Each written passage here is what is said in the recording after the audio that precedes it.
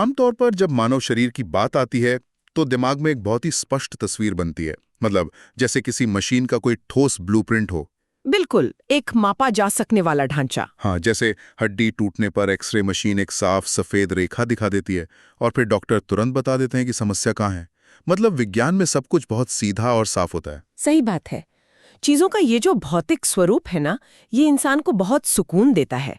जो आंखों से दिखे या जो मशीन पकड़ ले, बस वही सच है। लेकिन आज की इस विस्तृत चर्चा में हम एक ऐसे क्षेत्र में उतर रहे हैं जहां वो एक्सरे मशीन पूरी तरह से बेकार हो जाती है। अरे वाह, शुरुआत ही इतनी दिलचस्प है। जी, आज का जो विषय है वो मानव अस्तित्व और विकास के बारे में हमारी सामान्य समझ को जड़ से हिला देता है। देखिए, बचपन से जीव विज्ञान की किताबों में यही पढ़ाया गया है कि इंसान का डीएनए केवल 2 धागों से बना होता है, यानी 2 स्ट्रैंड डीएनए। हाँ, यही तो जीव विज्ञान का आधार है। लेकिन सोचिए, क्या हो अगर मानव शरीर में 2 नहीं बल्कि 12 डीएनए स्ट्रैंड हो? 12? ये तो बहुत बड़ा दावा है। और इतना ही नहीं, क्या हो अगर कोई प्राचीन मंत्र केवल एक साधारण प्रार्थना ना होकर एक बेहद उच्च स्तर की जैव प्रौद्योगिकी हो? मतलब एक ऐसी बायोटेक्नोलॉजी जो उन सोए हुए धागों को जगा रही हो। देखिए, ये दावा सुनने में किसी विज्ञान कथा या साइंस फिक्शन जैसा लग सकता है, लेकिन आज की हमारी ये पूरी चर्चा पूरी तरह से गायत्री चैतन्य और अनीता अरविंद सर्फ द्वारा साझा किए गए महत्वपूर्ण दृष्टिकोणों पर आधारित है। बिल्कुल। और ये जो विश्लेषण है, ये असल में आधुनिक विज्ञान और प्राचीन आध्यात्मिक ज्ञान के बीच के उस पुल को समझने का एक प्रयास है, जो आज की पीढ़ी के लिए बहुत जरूरी भी है। सही कहा, क्योंकि आज का इंसान केवल विश्वास के आधार पर तो चीजें नहीं मानता ना। एकदम सही। हर चीज के पीछे एक ठोस वैज्ञानिक तंत्र चाहिए होता है। तो बस यही आज का सबसे बड़ा सवाल है, क्या एक मंत्र इंसान के डीएनए को अणु स्तर पर बदल सकता है? ये एक बहुत ही गहरा सवाल है। ठीक है, आइए इसे थोड़ा विस्तार से समझते हैं। आधुनिक विज्ञान तो यही मानकर चल रहा है कि डीएनए केवल 2 स्ट्रैंड है। वहीं गायत्री चैतन्य एक बहुत ही क्रांतिकारी तर्क सामने रखता है। जी, और वो तर्क क्या है? इसके अनुसार गायत्री मंत्र के निरंतर अभ्यास से ये 2 स्ट्रैंड डीएनए 12 धागों वाले यानी 12 स्ट्रैंड डीएनए में अपग्रेड हो रहा है। अच्छा। हाँ, लेकिन मेरी समझ में ये नहीं आ रहा है कि अचानक से 10 नए धागे शरीर में कहाँ से पैदा हो रहे हैं। मतलब क्या ये कोई एलियन म्यूटेशन है या कुछ और? यहाँ सबसे आकर्षक बात ये है कि ये कोई म्यूटेशन या बाहर से आया हुआ एलियन तत्व बिल्कुल नहीं है। सच में?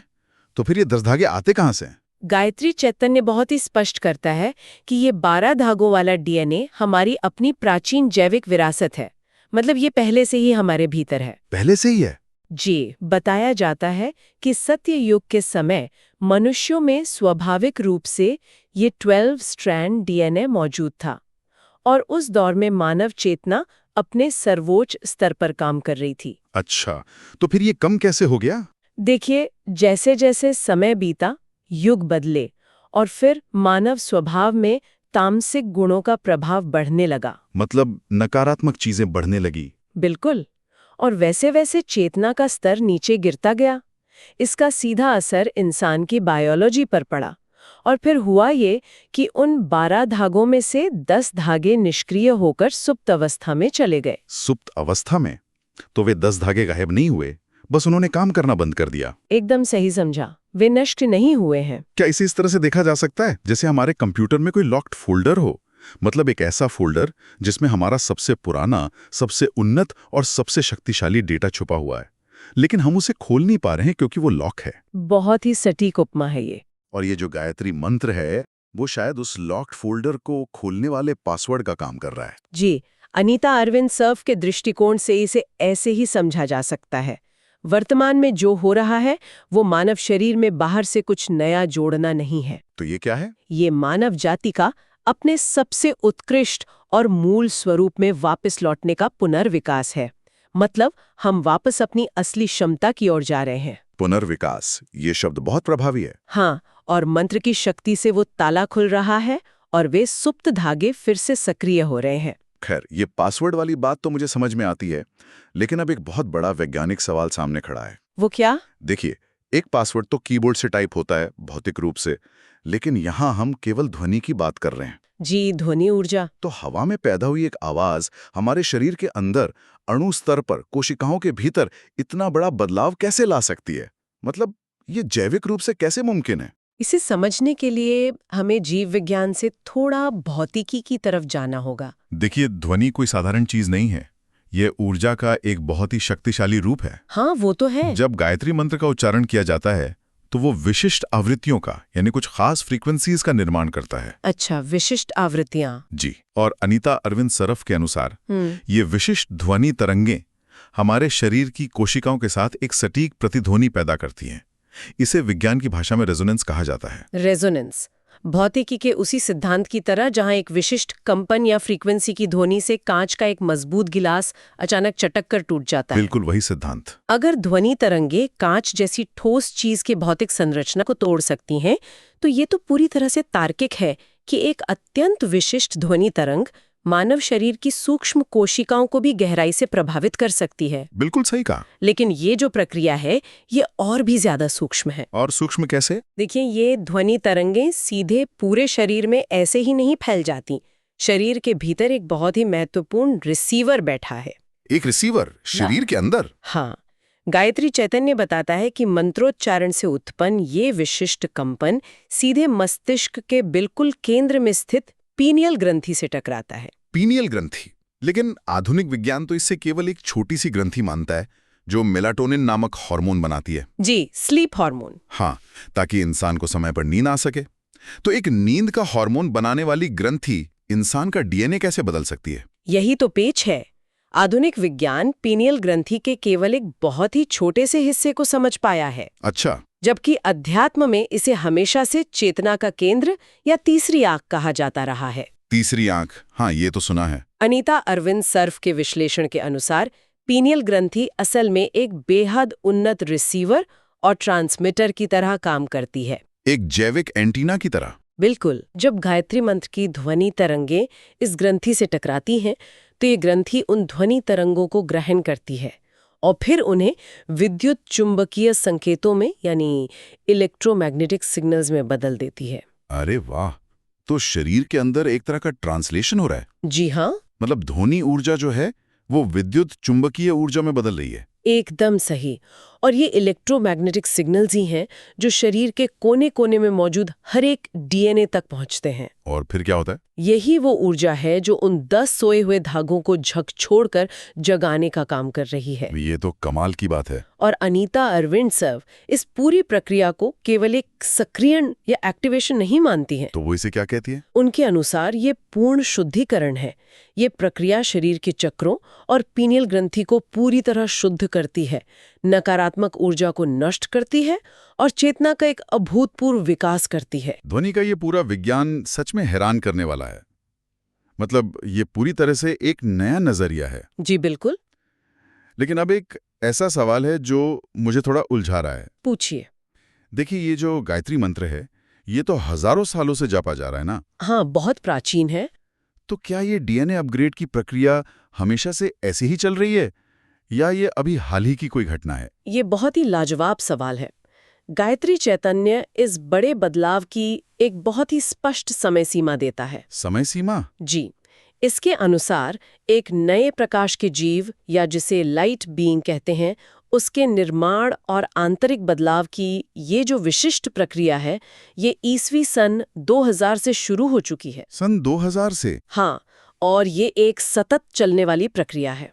लेकिन सन 2000 ही क्यों? क्योंकि इसी वर्ष यानी 2000 में एक बहुत ही महत्वपूर्ण घटना घटी थी। कैसी घटना? सद्गुरुओं ने एक विशेष स्थापना की थी। कौन से सद्गुरुओं ने? श्री श्री कृष्णेंद्र गुरु और श्री श्री वल्लभ चैतन्य गुरु।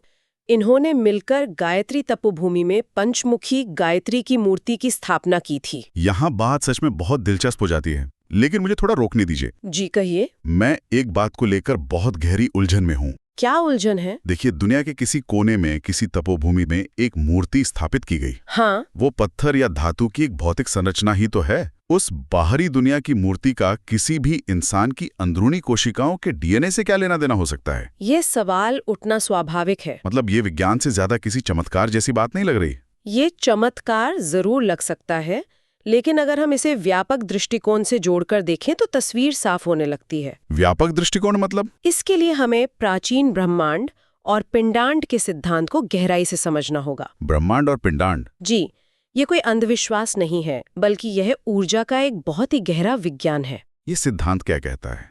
ये सिद्धांत स्पष्ट रूप से कहता है कि ब्रह्मांड, यानी ये जो विशाल बाहरी दुनिया है, इसमें जो कुछ भी शक्तिशाली घटित होता है, वो पिंडांड यानी मानव शरीर के सूक्ष्म जगत में भी पूरी तरह से प्रतिबिंबित होता है। अच्छा, मतलब जो बाहर हो रहा है उसका असर भीतर भी होगा। बिल्कुल। इसका मतलब यह है कि बाहर वातावरण में होने वाला कोई भी बड़ा ऊर्जा का बदलाव हमारे शरीर के अंदर की पूरी केमिस्ट्री को ट्रिगर कर सकता है। एकदम सही पकड़े हैं। अनीता अरविंद सर्फ के दृष्टिकोण से इसे ऐसे समझा जा सकता है कि उस मूर्ति की स्थापना कोई साधारण घटना नहीं थी।